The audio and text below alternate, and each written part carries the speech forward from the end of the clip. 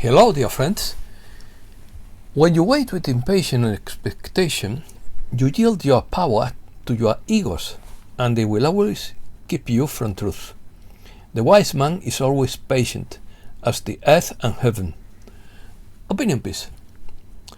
As in 2008, geopolitical tensions, global financial crisis, economic fragmentation, amnesia in the financial world, Chinese companies leave Wall Street, Salman Rushdie stopped in New York City.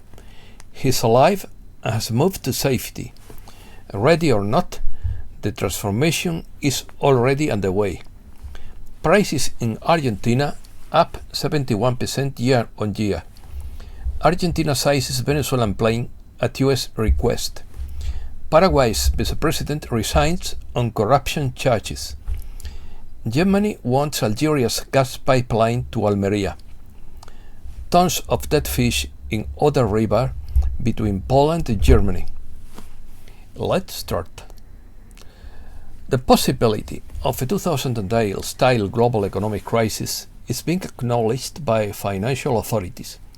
Russia's central bank on 12 August pointed to increased fragmentation of the world economy and geopolitical tensions, as well as sustained high inflation, as triggers for a possible global recession.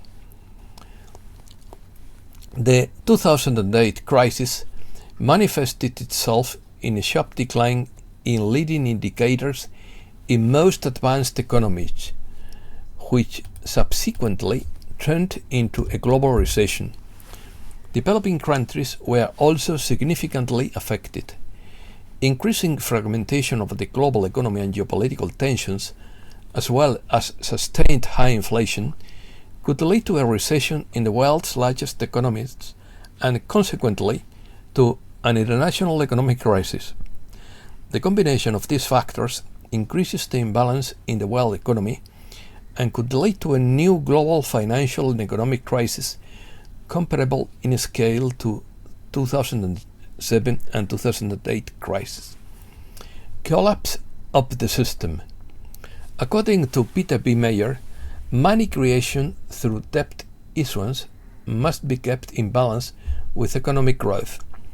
As debt increases, more growth is needed, and if this growth falters, so does the entire monetary system unless the excess debt is eliminated. In other words, debt is now oversized so that the global financial system of fiat money collapses and is replaced by the QFS. History shows that this would be a narrow escape. Since 2008, the monetary system seems predestined for this course, but it would soon collapse, just as every other fiat monetary system in history has collapsed by self-destruction. The swamp plans a near collapse with the aim of creating total destruction, chaos and disorder, as the motive would be the population reduction on a large scale. But once central banking disappears, local currencies backed by physical gold would be implemented worldwide through the village-controlled QFS system, replacing the central banking monetary system. After the demise of central banking, the too-big-to-fail banks would be dismantled and converted into smaller local banks to exclusively serve the public. Meyer believes cryptocurrency holders who think they have made a good investment would be disappointed. History. The global financial crisis of 2008 was triggered directly by the collapse of the housing bubble in 2006, which led to the so-called subprime mortgage crisis around October 2007. The repercussions of the mortgage crisis began to manifest themselves in an extremely serious way from the beginning of 2008, first spreading to the international financial system, resulting in a deep liquidity crisis and indirectly causing other economic phenomena such as global food crisis, the stock market crisis of January 2008, the global stock market crisis of October 2008, the international economic crisis, and the Great Recession. On 15th September, the investment bank Lehman Brothers filed for credit protection under the law and officially declared bankruptcy. Meanwhile, the investment bank Merrill Lynch was taken over by Bank of America at half its real value. The press and US presidential candidates in both parties began to label the situation financial panic, economic crisis, and collapse. Investment banks merged with commercial banks in order to better controlled and regulated under the same stricter laws. The world's economy is affected by the lack of credit. Some governments nationalize banks, such as Iceland and France. Central banks in the US, Canada, and parts of Europe cut interest rates by half a point to ease the crisis. Stocks rose and fell on news of failures, takeovers, and bailouts. In part, this reflected investors' lack of confidence in the banking system. While bank stocks have been hit by bad debt, retailers have been hit as consumer confidence has faded due to falling house prices. Since the beginning of the crisis, economic authorities have opted for different solutions, injecting liquidity from central banks, intervening and nationalizing banks, extending deposit guarantees, creating billion-dollar funds for the purchase of damaged assets, or guaranteeing bank debt.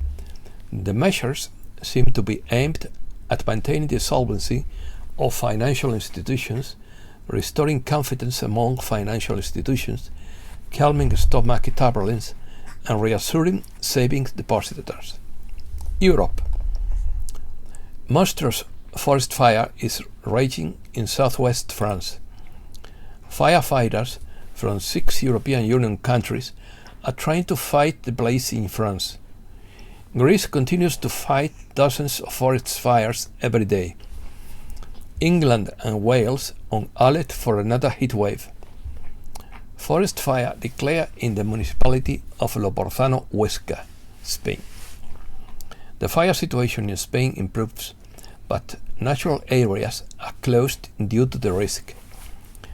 Alert for the Peninsula and Balearic Islands due to temperatures of up to 40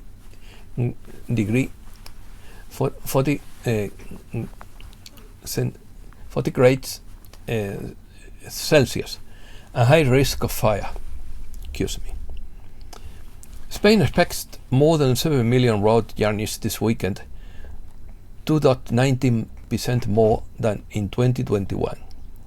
The cost of electricity has soared in the European Union in recent months, leading to calls for a reform of the pricing system. Electricity prices in July pushed Spain's CPI up to 10.8%, the highest rate in 38 years. The IBEX 35 closes in the green for the fourth consecutive week and reaches 8,400 points. Europe is turning to unsavory friends in order to avoid dependence on Russia. One of them is Azerbaijan, which has pledged to double its gas supply. Germany proposes to revive the Iberian Midcat pipeline to replace Russian supplies. The Midcat project was planned as an extension of the Medgas pipeline, which connects the Algerian coast with Almeria, but was halted years ago to give priority to Nord Stream from Russia. Some 220 kilometers remained to be built between Hostalric in Catalonia and the south of France. Spain could increase gas exports by 20 to 30% in 2 to 3 months. Tons of dead fish in the Oder River between Poland and Germany due to chemical spill. Shooting in Montenegro leaves at least 11 dead and 6 injured. Lufthansa flights in Germany cancelled due to a staff strike. EasyJet begins a 9-day pilot strike in Spain on Friday. Animal activists protest against the planned octopus farm in Gran Canaria. China sanctions Lithuania's deputy transport minister for her visit to Taiwan. Latvia and Estonia leave China-backed forum. Hostage taking at the Federal Bank of Beirut, a symptom of public despair. Americas. Paraguay's vice president resigns after being placed on U.S. corruption list. Paraguay's vice president Hugo Velázquez resigned on Friday after the U.S. indicted him for alleged corruption, sparking a scandal in the South American country. In addition, he also abandoned the presidential pre-candidacy of the ruling Colorado Party, which he was leading with a view to Paraguay's general elections to be held next year. Mexico's industrial production grows by 3.8% year-on-year in June. 11 people killed in Ciudad Juárez during a day of violence. A brawl between criminal groups inside the local prison spreads to the streets. AMLO supports keeping the military on the streets. The delay in the rescue of the miners in Mexico has their families in despair. Protests against corruption continue in Guatemala. Petro reopens the debate on the commercialization of marijuana in Colombia. The Colombian government recognizes the ELN delegation to restart peace talks. Cuban President Díaz-Canel talks with representatives of the Colombian government and the ELN. The meeting was also attended by guarantors from Norway, Cuba, delegates from the United Nations, Secretary General, and the Colombian Episcopal Conference. Cuba thanks Spain for sending medical supplies for Matanzas. The new Colombian government recovers diplomatic relations with the Sahrawi Republic. The new Colombian government opens the streets surrounding the presidency to the public. Petro affirms that the opening of the border with Venezuela should also be extended for trade. Venezuela seeks to regain control of its company Monómeros in Colombia with the appointment of a new board of directors. Public sector workers in Venezuela are on war footing to demand decent wages. Venezuela reverses a labor measure rejected by teachers. Serbian foreign minister visits Venezuela to deepen bilateral cooperation. Prices in Argentina rose 71% year-on-year in July. Argentina announces incentives for hydrocarbon production. Argentina seizes Venezuelan plane at U.S. request. The Iranian-Venezuelan plane is already at the disposal of the U.S. justice system in Argentina. Peru announces a program to expel criminal foreigners. Prosecutor opens 6th investigation against Peru's president.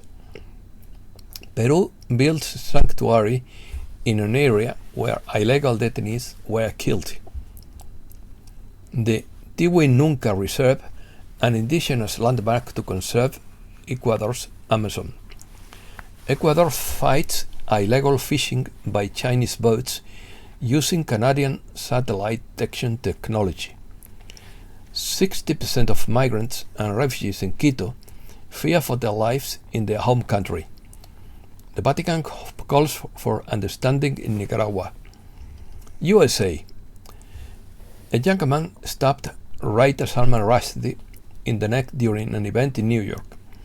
The attacker was restrained and detained by police. Rushdie was evacuated to a medical center by helicopter, and his condition is unknown.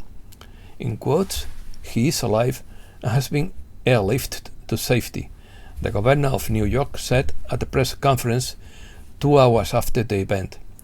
Following the publication of Rushdie's book, The Satanic Verses, in 1988, which was branded blasphemous, Iran's then religious leader ordered the writer's assassination.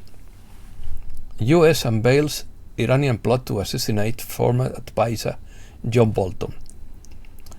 Washington again calls in the National Guard to prevent a humanitarian crisis over the influx of migrants. Texas buses dozens of migrants to New York. Arizona begins to close holes in the border wall. Kentucky governor criticizes FEMA for lack of flood relief. Another fire destroys a huge flour mill in Pendleton, Oregon. Homeland Security seeks to share biometric data banks with foreign countries. BlackRock launches a private coin fund for large clients in the US. Whole Foods CEO issues warning about looming threat to freedom. Trump case. What was in the Trump documents that is creating so much fear in the Justice Department and FBI? General Milley's resignation letter to Trump released. The same deep throat who took out Nixon is taking down Trump on trying to do it. Trump and his family watched the FBI raid through security cameras. Judge unseals Mar-a-Lago search warrant, reveals why FBI is investigating Trump. The warrant slows Trump is under federal investigation for obstruction of justice and other alleged violations. The FBI seized 11 packages of classified documents from Donald Trump's Florida residence, according to an inventory released on 12th August. Agents removed about 20 boxes, including materials marked classified, documents labeled top secret, and other designated secret. Federal law enforcement officials were allegedly searching for highly classified documents on nuclear weapons when they raided Trump's Florida home earlier this week, according to a report. Ukraine.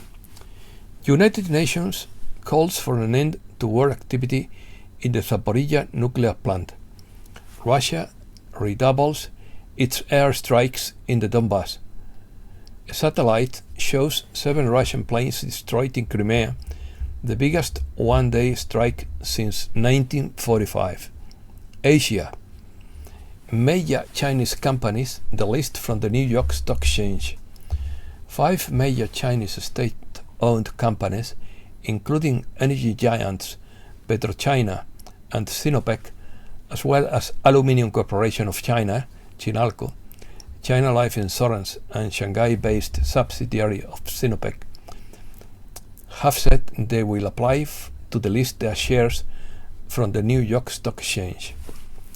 China launches plan to promote virtual humankind industry in the next 3 years. Guterres insists on the denuclearization of North Korea. Samsung leader Lee Jae-yong is pardoned thanks to a South Korean tradition. Japan appoints politician who faked pregnancy as head of birth rate ministry. Newly appointed Special Missions Minister Masanobu Ogura wore a jacket that simulated the body of a woman in the 7th month of pregnancy for 2 days. Opinions. Ready or not, the transformation is underway, writes David Devine. It's easy to see the future when you see a chapter of a history book repeating itself in front of your world. New monetary transformation, food distribution and ways of life change in these regular cycles. Previous civilizations have left us clues for the rest of the next 2 years. Juan Usabin says, at some point in history, the Amazon basin was precisely terraced. That is why it is now so perfect for wildlife. The food capacity could feed 50 billion. We can make the land more fertile, and we can have even more people on this planet. All three major religions have Abraham as their father. God promised that he wouldn't destroy the earth. The earthly seed will go to the heavenly seed and expand in the universe. Messages. Transformation Process by Kenneth Smith. The first stage of awakening is to realize that almost everything we have been taught has been fabricated for the purpose of lowering our frequency and keeping us negatively polarized. To free ourselves from this, we must realize our situation and explore the reality of our own nature. We have been trained to have limiting beliefs about ourselves, and these beliefs prevent us from knowing who we are. They are the key to our freedom, and they are very difficult to overcome because they have been ingrained in our consciousness since birth. Emotions of Ascension by Mahatma through Natalie Glasson. Ascension accelerates and moves at great speed. This means that you may feel unbalanced, unsure, and confused as you grow spiritually. When you awaken, you may gain a new vision of yourself as an expression of the Creator. There is a period of time when you become accustomed to this new frequency.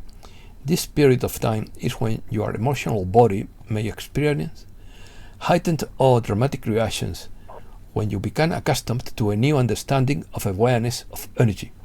It is at that time of incarnation that there is a need for self-love, especially self-love towards the emotional body. And that's all for today. Thanks a lot, dear friends.